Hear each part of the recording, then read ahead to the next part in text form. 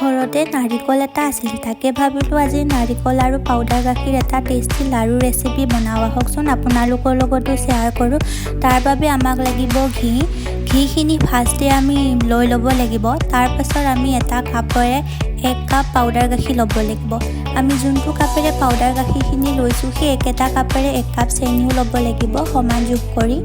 তাৰ পাছত আমাক লাগিব আধা কাপ গাখীৰ আৰু গাখীৰখিনি ইয়াত দি ভালকৈ মিক্স কৰিব লাগিব। তাৰ পাছত আমি যোনখিনি নাৰিকল গুড়ি কৰি থৈছিলোঁ সেই নাৰিকলৰ গুড়িখিনি ইয়াতে দি দিব লাগিব।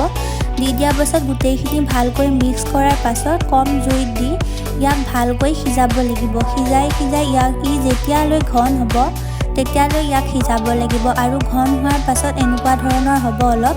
তাৰ পাছত লাড়ু বনাবলৈ গোটেইটো ৰেডি হৈ গৈছে আৰু এয়া চাওক আমাৰ আজি লাড়ু সম্পূৰ্ণ তৈয়াৰ হৈ গৈছে। আপোনালোকেও ঘৰত বনাই চাব, বহুত টেষ্টি।